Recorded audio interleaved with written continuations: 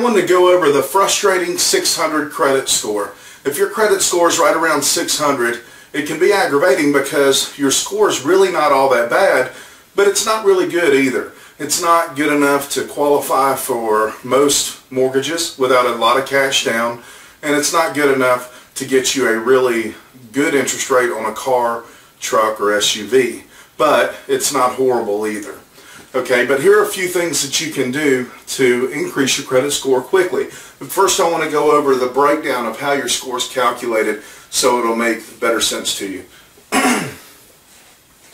35% of your credit score is your past credit history, how well you've paid your bills, so on in the past. The next biggest area is 30%, and that's your debt ratios.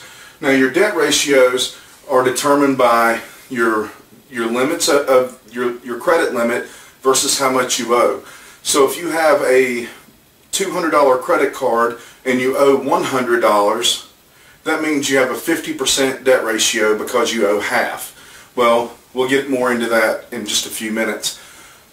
Okay, now with debt ratios, the 30% is not across the board. What I mean by that is there's two different types of accounts that you need to know about. One is an installment account. An installment account is like an auto loan or a personal loan. It has a predetermined number of installment payments. The next type of account is called a revolving account. A revolving account does not have a predetermined number of payments. It can go forever. The best example of that, of a revolving account, is a credit card. Okay? The debt ratio on a personal loan or on auto loan, it is calculated into your credit score, but it's not that significant. And the reason is because those accounts are designed to be maxed out from the time that you first open them up. When you drive your new car off the lot, if you borrowed $20,000, that's your balance. So it's maxed out. It wouldn't make sense to crush your credit score because you bought a car. But on a credit card, it's entirely different, because if you get a $200, $5,000 credit card, whatever the number is, in the mail, generally there's no balance on it. And FICO scores the debt ratio on there as 30% of your credit score. So it's very important that you keep that less than 20% at all times. Well, I don't want to get too far in advance, too far ahead. But the next area is 15%. That's the average age of your accounts.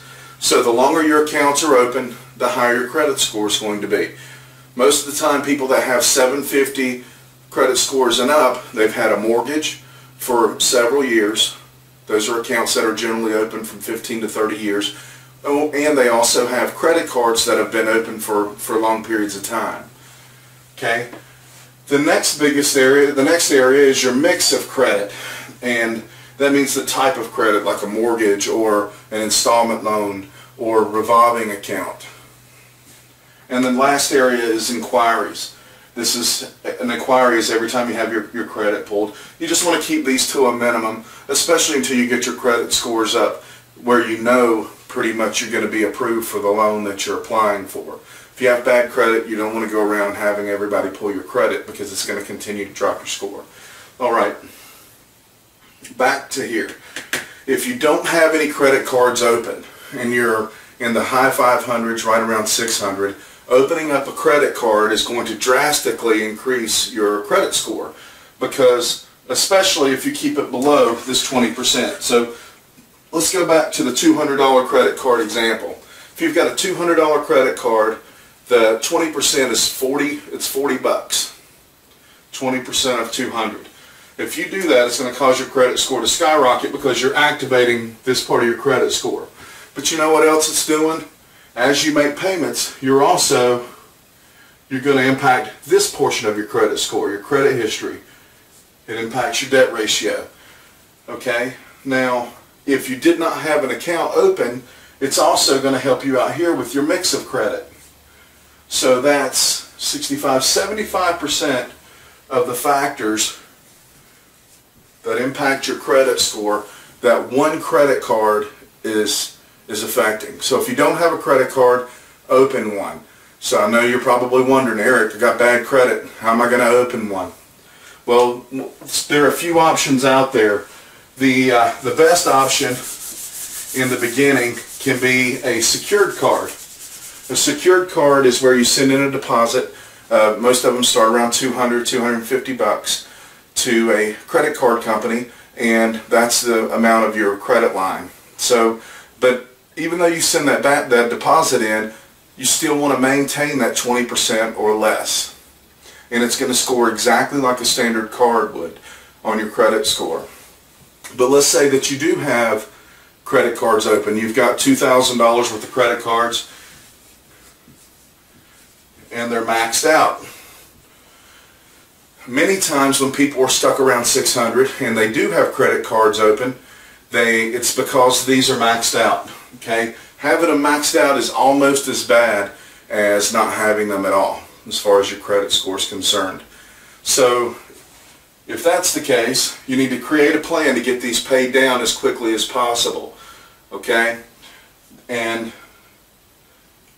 there are other ways to do this. As you start to see your scores increase, once you're over about 610, 620, you start paying these down, your credit score starts to go up. Call your credit card companies and ask them for a limit increase if you've never had late payments with these companies. Many times they will increase your limit. So let's say you have 4 cards at $500.